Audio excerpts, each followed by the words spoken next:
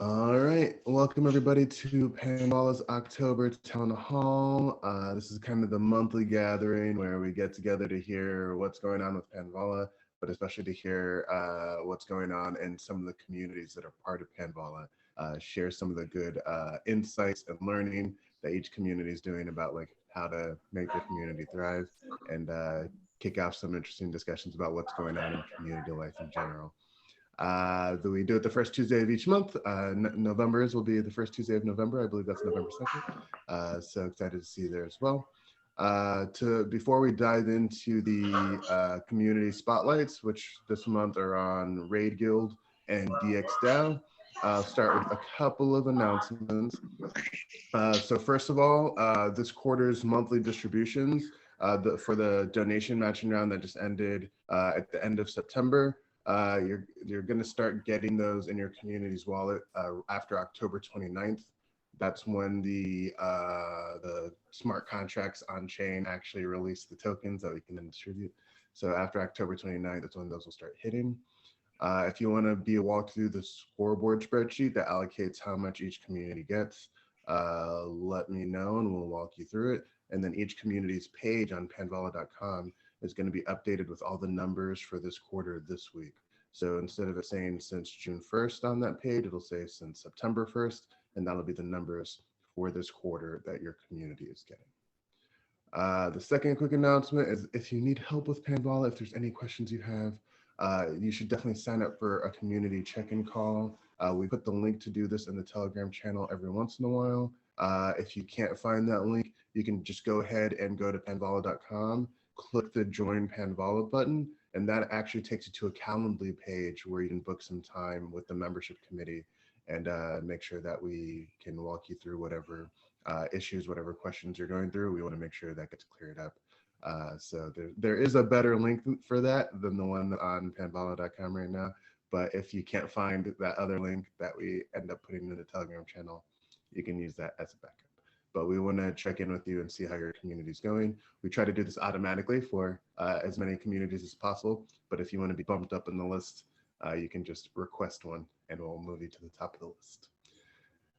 Third, like we're going to do later in this call, during each month's town hall, there's a community spotlight, and we want to highlight 2 or 3 communities each month to have them share what's interesting in their community and kick off some great discussions based on that, but to be really the center of what we do each month during our town hall. So if your community wants to be part of that community spotlight, if next month you want to be that 2 or 3 communities that are sharing what's going on in their community, let us know. We'll add you to the list and we'll get you scheduled over the next couple months to be part of that community spotlight. We definitely want to hear from your community. So if it sounds interesting at all, make sure you get that done. And then lastly, before I hand it off to Steph, if you want to get more involved with Panvala, we want you to become a Panvala Fellow. Panvala Fellows are basically people who work on Panvala and earn Pan for the work that they do. So we want to make sure that if you're interested in contributing, that you have an easy way to dive in and get that done. So Steph, if you want to take it from here, you can give us an update on the Fellows program. Hi, beautiful people. So nice to see you. Hey, Yaler. I don't know where you are. That's so weird. Hey, Sky. Hey, Zaji. Hey, everybody at home watching this later. Yeah, so the Fellows program. So the Fellows program has been this like nebulous like thing for people who like to help on things. And we realized that we wanted to give it some more clarity, some more shape, some more structure, because there's actually a lot of really interesting things to do for Panvala itself. And those involve like really cool skill sets. And it's actually a great way to upskill, to practice your skills, to apply your skills, to grow an organization in a really kind of like open, collaborative environment. Naran is so chill to work with, always teaching, instructing, providing space for people to sort of self-direct and empower, but then he's there and he's very supportive if you have any questions. I've learned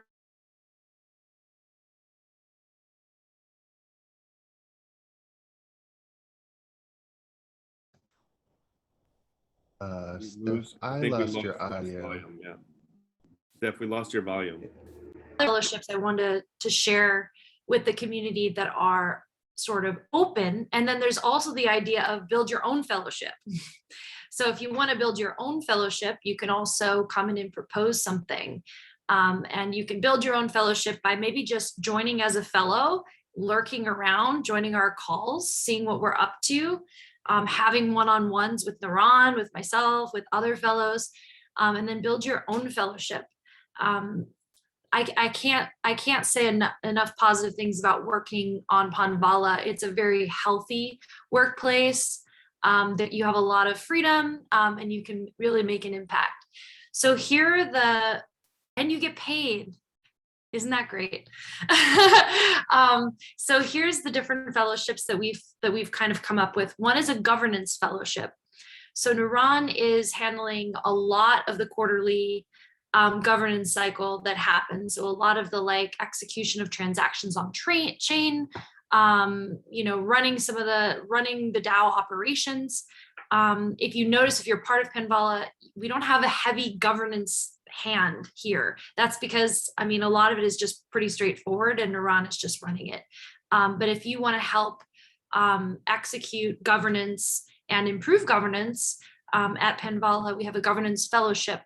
You'll be doing some of the executing things on chain. It's good for someone who has some experience in governance, but Naran is adamant that if you're just interested in governance and you love it and you want to learn more about DAOs and how they operate, that he'll even, mentor you and teach you all the things you need to know. So we are looking for a governance fellow. All of the fellowships they're kind of contribute as you like, but 5 hours a week is probably a minimum commitment. 10 hours a week, maybe on the high end. It all depends on how much you bite off. The next thing is a community fellowship. So I think this is a really fun fellowship. You get to talk to all the communities about what's going on, get nosy, get in their space, and also help them take advantage of Panvala. So helping them receive their perks, receive their benefits, and just meeting a lot of cool people and founders in the space. So that is a community fellowship that's available. I posted that one. And then build your own fellowship, which we already talked about. Marketing, design, engineering, working on the website. There's so many things to do. And we'd love to have more people come on board the fellows. We call it fellows. But it's really just like.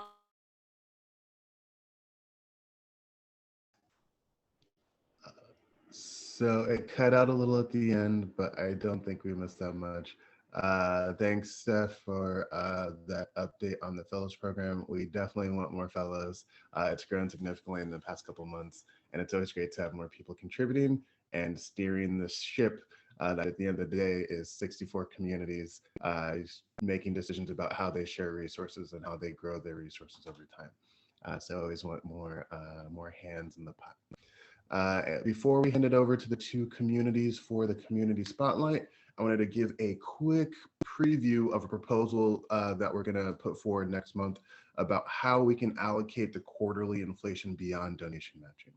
So the general idea here is that we want to be able to make Panvala accessible to local communities, not just online crypto communities. Crypto communities are great, and we want more of them. We want to plug in more DAOs, more crypto interest groups, things like that, to be able to have them share perks from the endowment to fund whatever makes their community life great.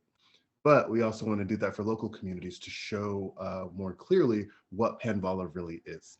Community life thrives in person. It's so much better in person than it is online. So if we really want to demonstrate what this is, we need more in-person communities that are benefiting from this system. So to accomplish this, a lot of those in-person communities aren't collecting contributions on chain. So we need another way to be able to allocate them a share of Panvala's endowment each quarter. We're going to keep doing donation matching. We're not going to stop, but we want to make sure there's another path for communities that it doesn't fit perfectly. So basically, when we're trying to say how much of Panvala a community should get, either it's based on their donation matching, which we're going to continue to do, or it's based on just the size of their community.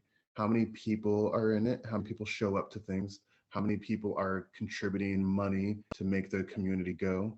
We're going to get that information from each community, and then we're going to set a portion of Panvala that they can earn if they stake up to that amount. So for the kinds of communities that we're thinking of, again, for these local communities, it's things like meetup groups, things like clubs, your neighborhood groups, any classes that you're in, your dance class, your improv class, any class, recreational sports, and really anything you can think of. Any community that's coming together locally on a regular basis to do the things they like with the people they like, we want them to benefit from Panvala. We just need a crypto person, somebody who's really into crypto stuff, to be able to be that bridge to help them benefit from it. So if you're part of a community that you want to test this out with, we want to test it out with your community, so definitely reach out to us. The types of perks that these local communities can benefit from are things like using their PAN to pay for food at events, drinks, paying for a photographer to show up and take pictures so you can really solidify those memories, paying for like the space, the event space that you're having your events in, buying t-shirts for the community that have the community's branding on it and things like that, or anything else that really enhances community life for those communities. That's what we want to be able to provide for those communities, to be able to drive more resources towards community life, which is our mission at the end of the day. So if you have a community that seems like a good test case for that, reach out to us at membership@panvala.com or ping me. We want to test this out with your local communities and bring on ideally dozens of local communities over the next quarter or two to be able to show more clearly like, hey, this is the impact that Panvala is having offline as well as online. So that's a preview. There's more details on this coming next month, but wanted to make sure that we kind of shared more broadly where we feel like things should go before we kind of all get on the same page about this. Steph, you have your hand raised.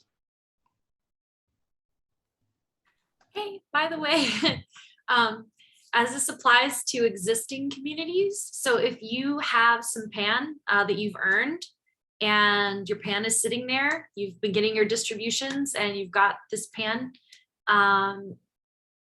don't forget to spend it on perks for your community and tell us about it. Zaji's doing Twitter, doing tweets highlighting what communities are, what community perks Panvala's endowment is able to fund. So don't forget to spend your PAN and then let us know what you spent it on. Maybe share a picture with us so we can like celebrate and show other people in action like what the PAN token can do for the communities. That's all I wanted to add. Awesome. With that said, we'll dive into the community spotlight section. We have two communities that are doing the community spotlight today. One is Raid Guild.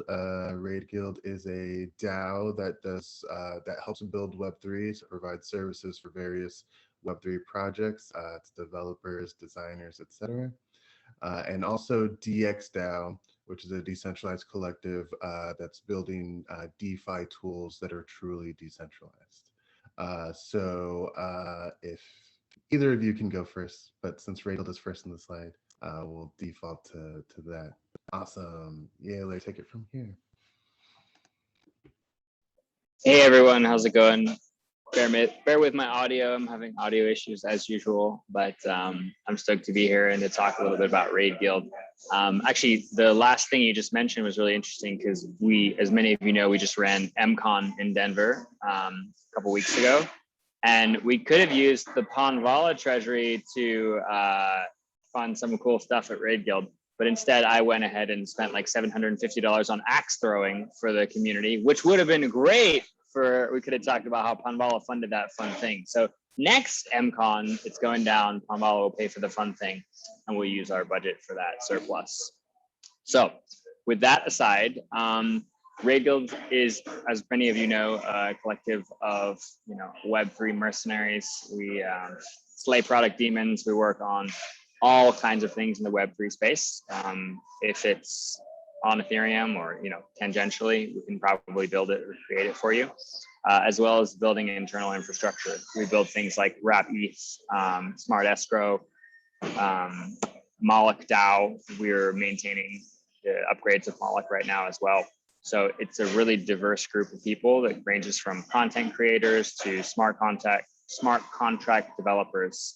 And we also do programs for people to learn and level up if they're starting at one place and they want to move forward into another role.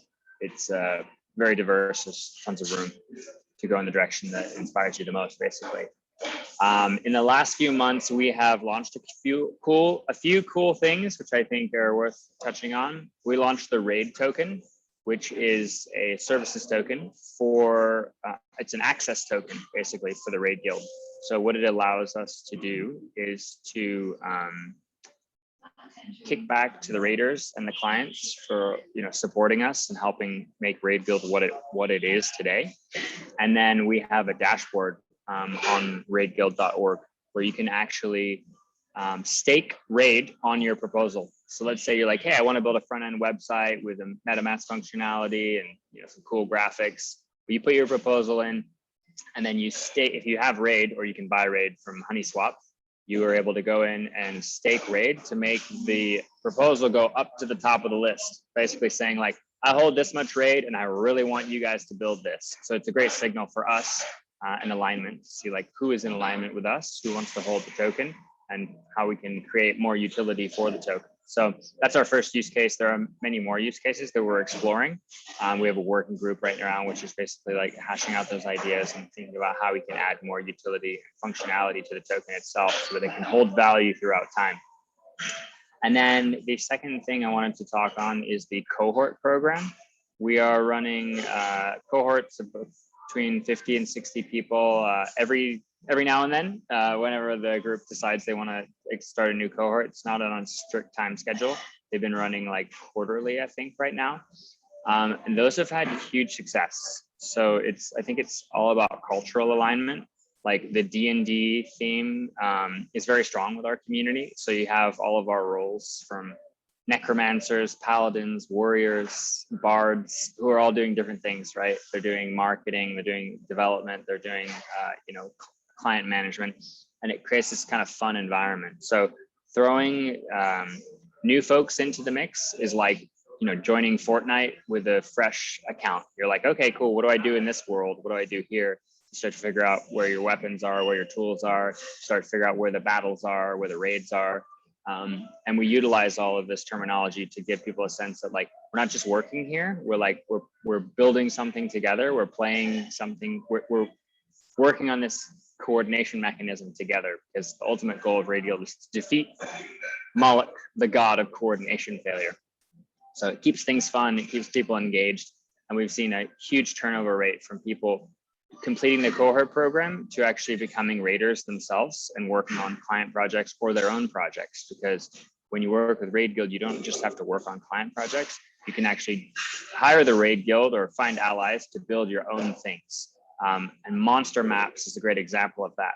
We launched a loot-based NFT game called Monster Maps a month and a half ago, and it has seen huge inflow from the community. Activities, people doing character development, talking about the game flow and kind of the green fields there, basically, to see like where it will go. But basically allowing people to mint NFTs directly from the OpenSea contract until they're expired. There might still be some in there to go take a look.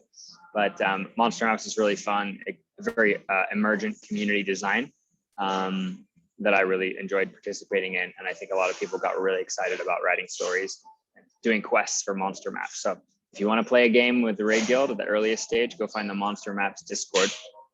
And then Raid Guild funded Monster Maps with the Raid token to continue developing Monster Maps more. So literally all kinds of cool things, anything that your imagination or your heart desires, you can do inside the Raid Guild. It's not just client work on, like development, which is what I thought when I first started working at Raid Guild. I was like, how am I gonna like do developer stuff? But it's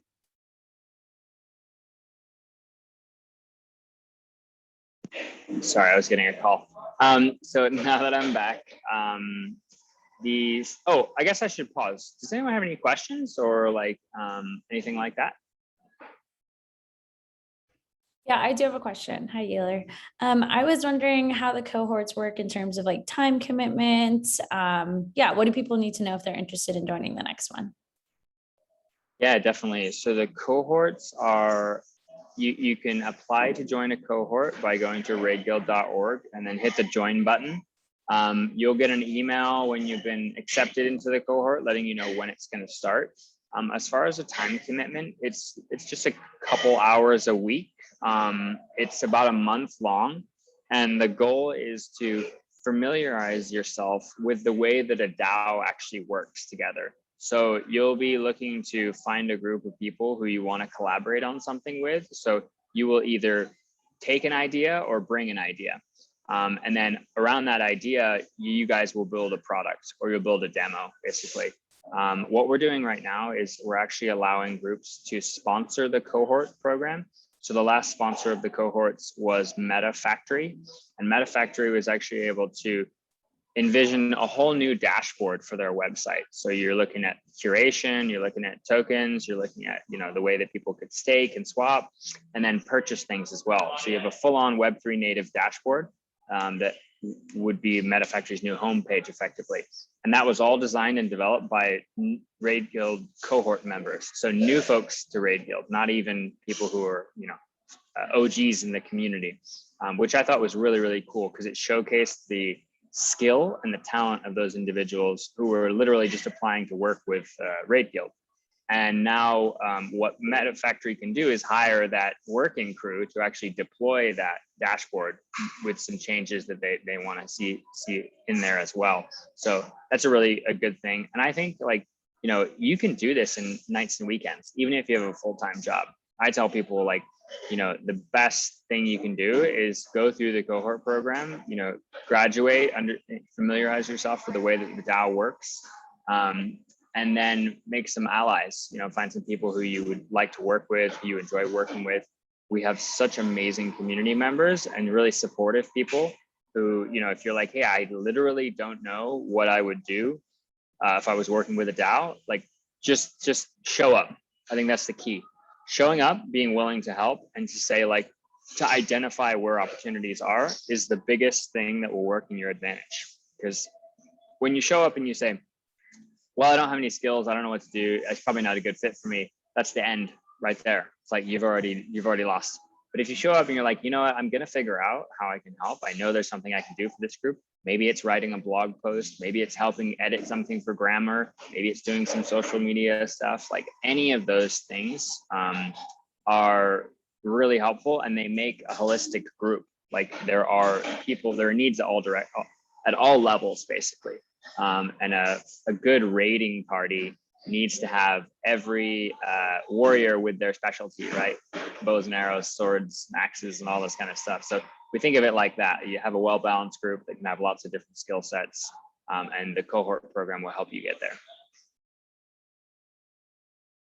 Thank you. Any, yeah, of course. Any other thoughts or questions? I have a question.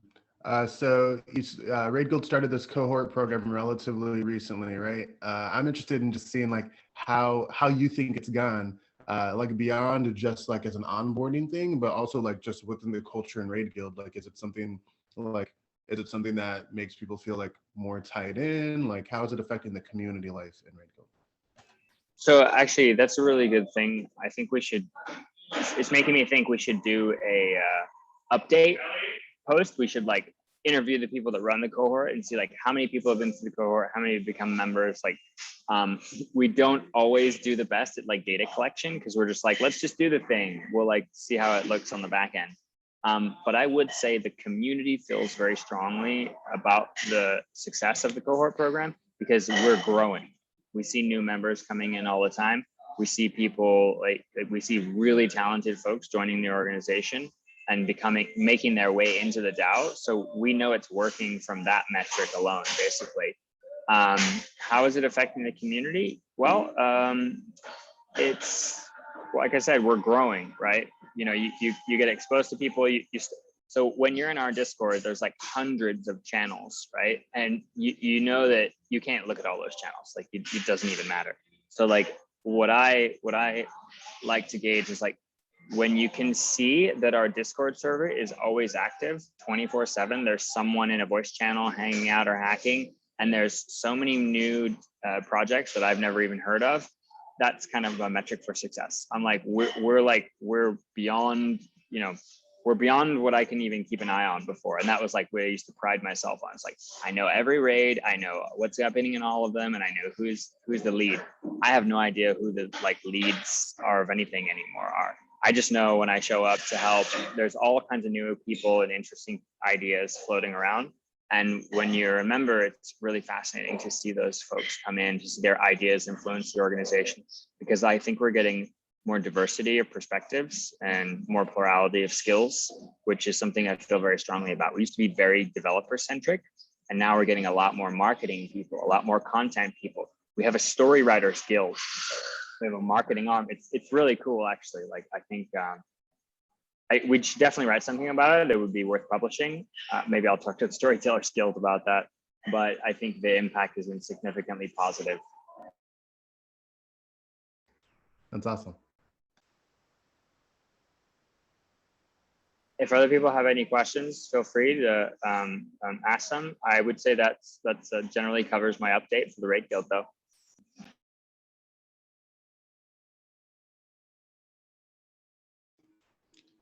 Cool. Thanks for sharing. It's always good to hear what's going on in Raid Guild, and I think it's just kind of a fascinating example of like the kinds of communities that are sprouting up using this technology.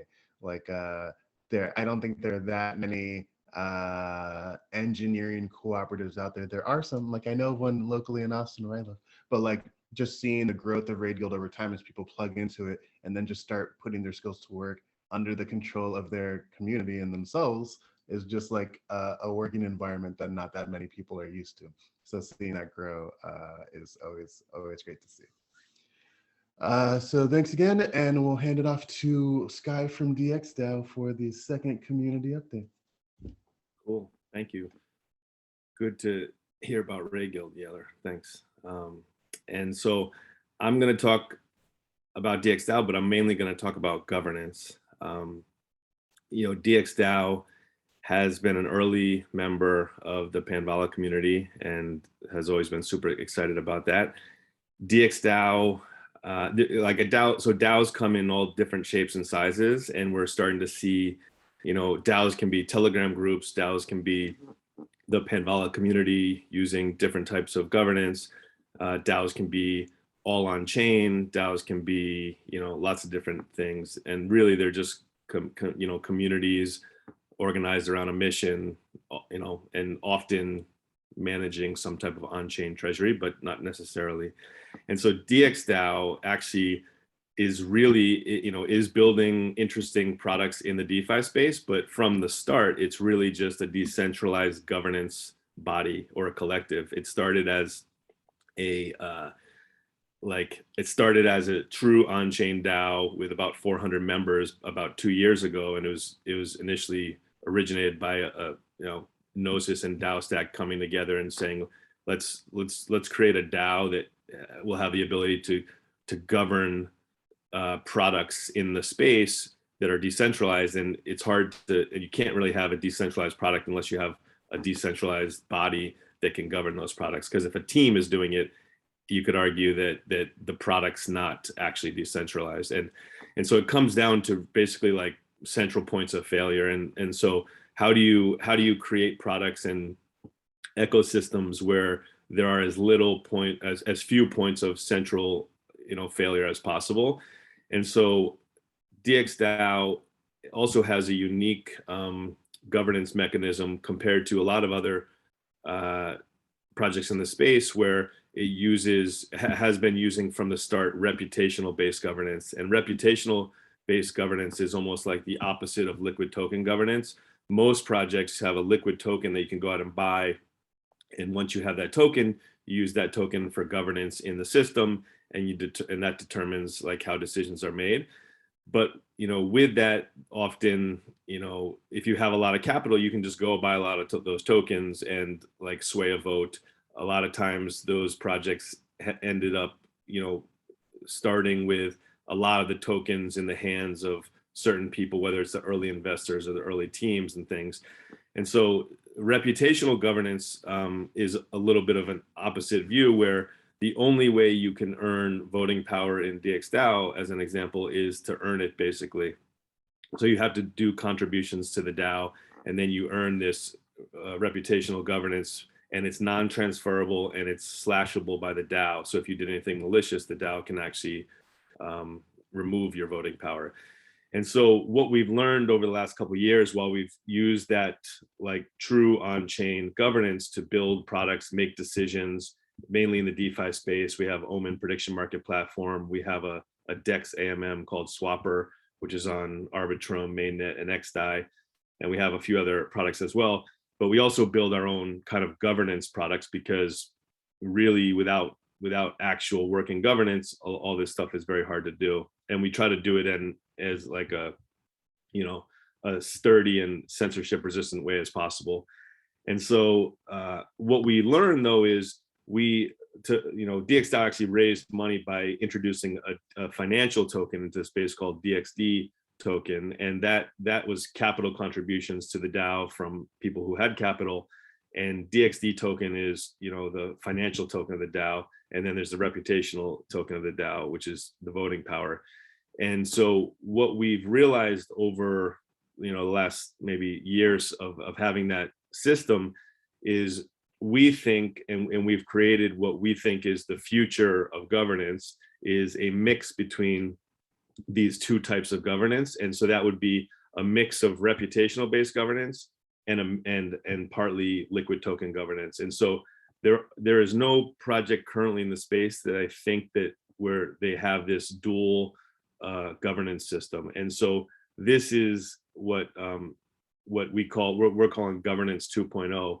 And we are building our own governance systems that are allowing us to, at first, take control of our reputational governance system, and then we will, in the next stage, bring in DXD token to give governance power to those holders as well.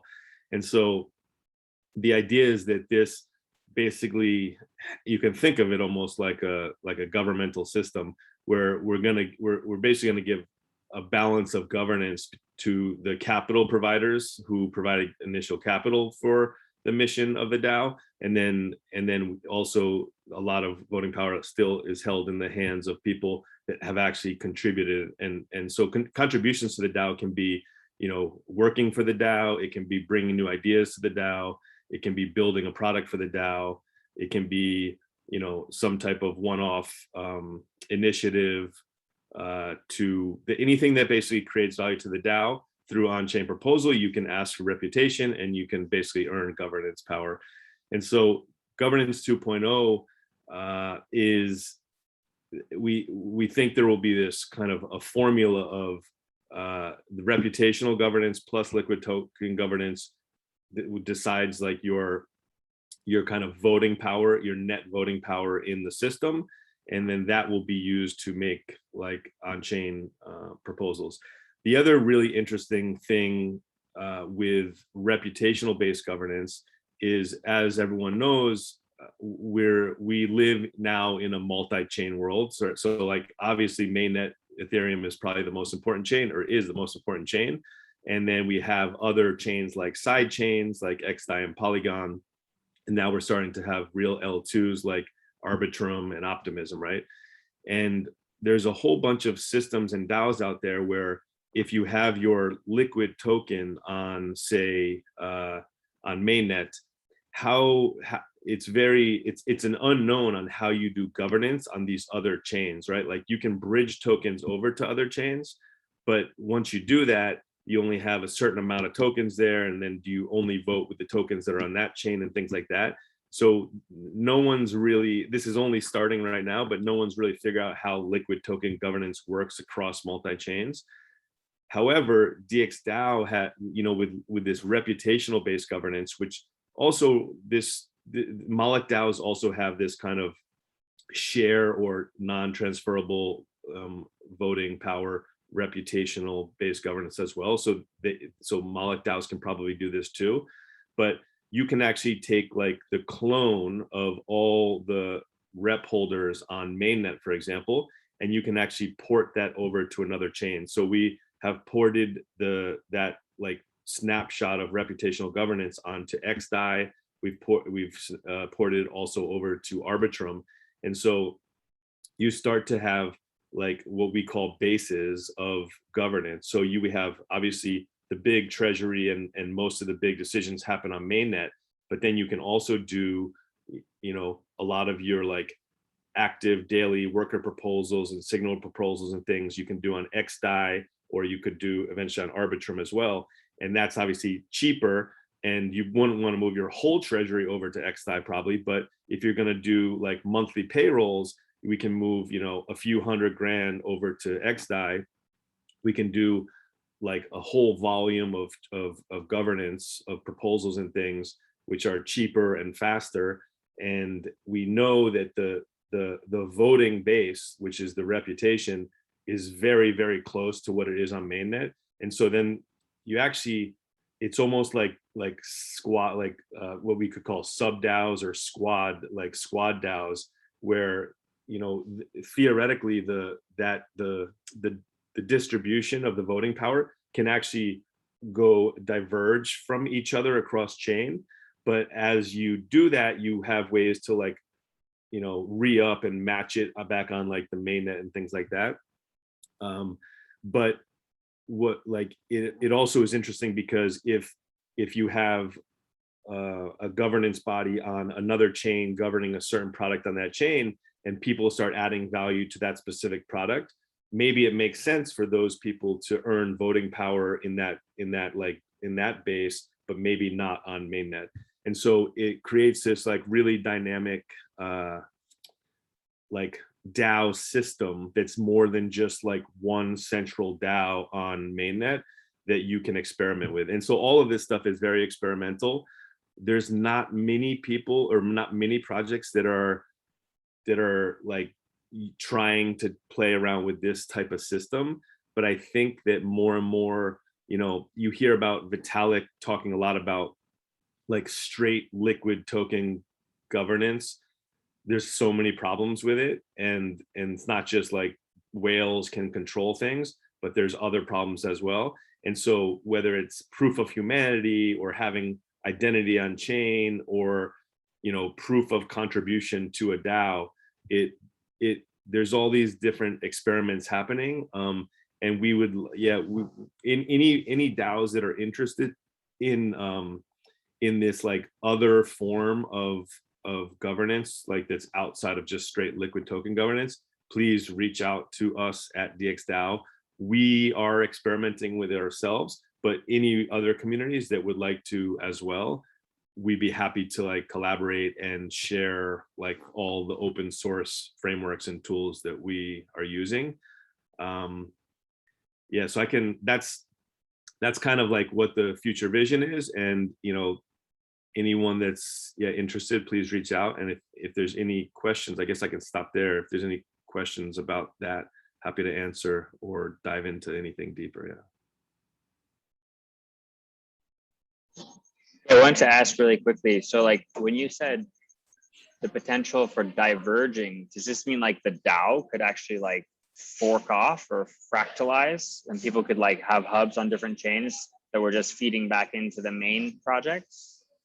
Yeah, well, so I was mainly, when I mentioned it before, I was talking about like having a base on different chains, and the distribution of voting power could diverge across those chains. But like you just mentioned, you can also have, and you've heard this before, where there could be like a division of the DAO, like let's say a squad within the DAO that gets really, really good at marketing, right? So it's like it's doing marketing for that DAO, and it mainly exists on, I mean, it could also be on mainnet, but it could exist on a side chain as well.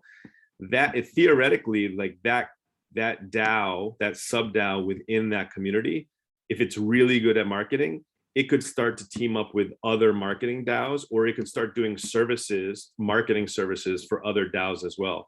And so MetaDreamer talks a lot about this, where like flipping like vertical companies on its side, where imagine if all marketing people at all the DAOs that we're all parts of and tied together all start like coordinating around doing marketing and becoming like the best marketing services DAO for all of these DAOs. And, you know, financially there's token swaps and everyone has incentive to see everyone succeed and everyone wins together.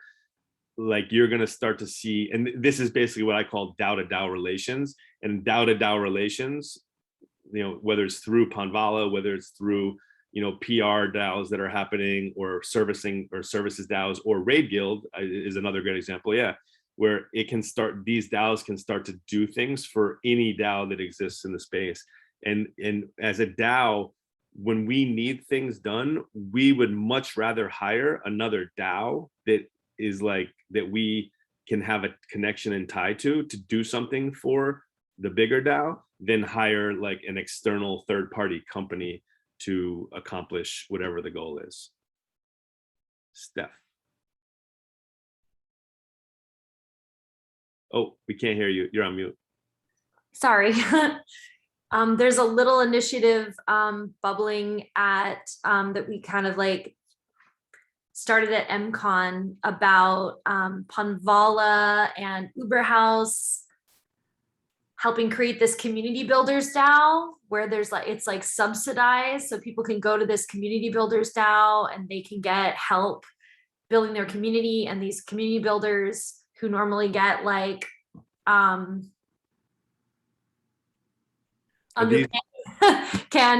get paid well and can answer questions and take on projects.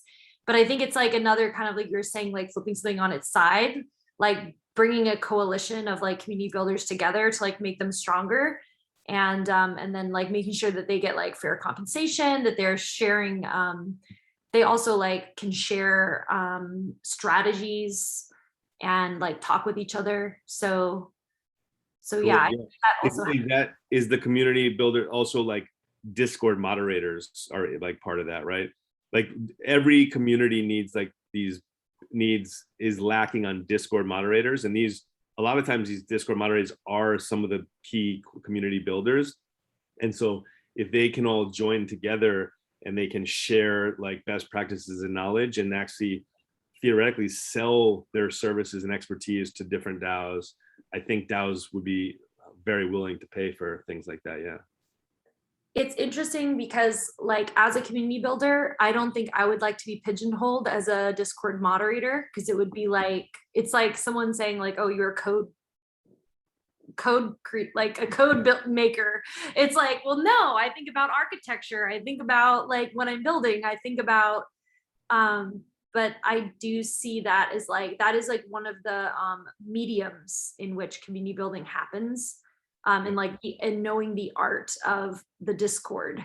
Yeah. And knowing the Discord, like knowing the social mores of the Discord, like it's definitely a skill set, like a particular DAO community building skill set. No, I didn't mean to say only that, but they would be a part of, they could be a part of this initiative, right? Yeah, totally. Yeah. I mean, it's kind of just like forming, but yeah, I see what you mean about this. Like, it's kind of like guilds. It's kind of like service DAOs or guilds. Chloe, did you have a question? Did you raise your hand? Sorry. No, I was honestly just clapping to that point. Over at Near, we have multiple guilds, and one of the main issues we have is we have many people with wonderful ideas, many people that can either develop them as well. But the hardest issue now is kind of figuring out how we manage these communities, just from a purely organizational standpoint. You know, collecting proposals from individuals, figuring out how do you get the budgeting to pay out all the proposals, whether it is in Discord or Telegram, or even if just organizing across those variety of platforms. It's been one of the largest issues with scaling up in general. Like having 10, 20, 100 guilds is one thing. We have like 100 guilds now, but trying to get to 1,000 guilds or 10,000 guilds, as you said, becomes an issue of, okay, well, how, you know, can we share these resources across the community so we don't have to have 10,000 community managers, but maybe training 100 really proficient community managers that are each working maybe 5 hours per week on each of these guilds, but then maybe they could work 20, 25 hours a week within the community, sharing their ideas, supporting each other. Maybe if someone gets sick, for example, most people have other jobs, they have real lives that they have to, partake in. And so, taking a vacation almost becomes impossible in the Web3 space, but these are Web2 individuals a lot of times who are coming onto the space. So, knowing that you have 3 or 4 community managers that understand your community that can, back you up when you have things to do, is a great way to kind of try and onboard people to Web3, saying, hey, you don't have to work 80 hours a week. You can just take this as a part-time gig. There's people to support you if things happen. And that kind of has been how we've slowly been able to onboard more people, but still a large, barrier for us.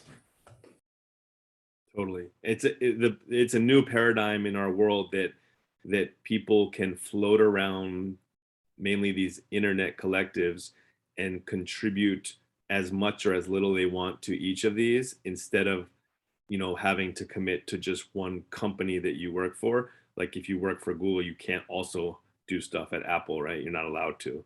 And so this has never really existed before. I mean, it's existed in like the open source software world, but that was, as we know, historically, like not super sustainable. And now with token economics and incentives and Gitcoin and Web3, this is possible basically. And it's, people are figuring out how to do it because no one's ever done it before. So it's super cool. I just want to say, if I can, on those exact points, the key to this new way of working together is transparency, accountability, and communication. Like those things are so essential to the fabric of working in the Web3 ecosystem, that if you don't understand those things or you don't hold those as values for yourself, you're not going to make it. Like it is, communication. If you're like, hey, I'm gonna go work on this other project for a couple of weeks, like you need to let your team or your project know that you're not going to be available. And that could be as simple as like telling the organizers or the people you've been working with that you're going to be off for a couple of weeks, and you'll set your status to unavailable inside the scheme, whatever you're working on, right? And then transparency, like where are your interests? Like where are your conflicts? Like are you working on some token thing that might affect some other thing? And then communication is like, it's so easy to just like get in our heads, right? And to like, do the things that are good for us and then forget about, the other commitments we made along the way. But what I've found is the people who I work the best with are people who don't commit to things that they're not going to do. So it's like, that's the thing. I think when people join Web3 and they start working on a bunch of things, they realize that if they're any good, they can find an unlimited number of opportunities. And if you take on an unlimited number of opportunities, you're gonna have to start dropping some off. And if you don't have the integrity to communicate and say, hey, you know what, I overcommitted myself, you'll become one of those people who is like floundering, right? With all these projects, you don't know which way to go and you're scattered left and right. And I see it all the time. It's really interesting that I think this work and this way of work forces us to actually become better people, better humans. Like the way that we work with other people, the communication skills that we have, it all levels up. So anyone who's in this space and who's been around for a few years, they're generally really good and they're going to do what they say, and they end up being the best people to work with. So I thought that was important. Thanks. Well, I just had like a little comment. I never thought I would reach this level of like mental discipline like ever. And like when I talk to my friends who, and this is kind of like rolling into the Future Work Coalition call tomorrow. So if anyone here is interested in what we're talking about, like send me a DM and I'll invite you to the Future Work Coalition call. But the level of like mental discipline and like understanding your mind and how to focus and like, the types of like mental states that are required to like work successfully in Web3, like whether it's communication or deep work. But yeah, organizing yourself is really important. Yeah, but also like if you are interested in coming to the Future Work Coalition, if you don't know what that is, then we talk about things like this, and that's on Friday. And I'm happy to invite you. Back to Sky, or I guess we're running out of time. Back to Sky. Yeah, I think I'm done. So whatever's next. I'm Awesome. done. Thank you Cool. so much.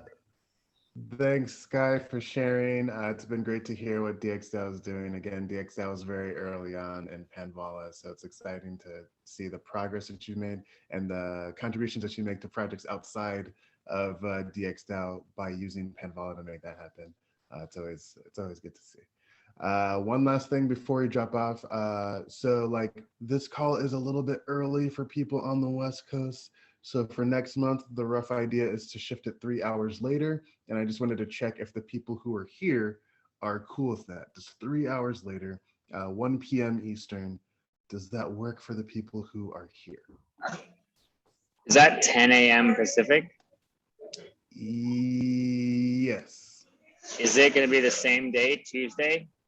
Yes, always Tuesday. Okay, because if that's true, then I'm trying to move our MetaCartel town hall for Sky to 10 a.m. on Tuesday. So that would be a conflict for me and Sky. Okay. So in that case, we could take the old MetaCartel time. But Sky has a call at 9 a.m. This is not for me though. We need the community to decide this. Yeah. I think 8 a.m. would be 8 a.m. PST, 1 hour later would be a reasonable, like, if that works for you, the people here. It works for me. Any objections to 1 hour later? Are there many Europeans that attend? Yeah. Yes. So we had Steven from Dandelion Collective who dropped off earlier. There's a couple of people in Nigeria who also have like Europeanish times. So yeah, that would be my only concern for them is that it becomes pretty late for them, right? Hey, what's 8 a.m. PST in Europe? It's like 5. Let's find out. London is 4. Yeah, It's 4 fine. 4 p.m. Right now it's 4 p.m. Yeah. So it's 8 a.m. here, it's 4 p.m. there. I think that's very reasonable. That's early enough. Still like not even the end of their workday. Cool. I heard no objection, so that we're bumping it 1 hour later next month. That would be great. Thanks everybody for coming. It was great to hear from people. Great discussion, and let's do it again next month. If your community wants to be part of the community spotlight, we want to give you this stage, and we want you to be the starting point for our discussion in future months. Thanks for being part of Panvala, and let's continue to drive more resources to community life. Have a good one, everybody.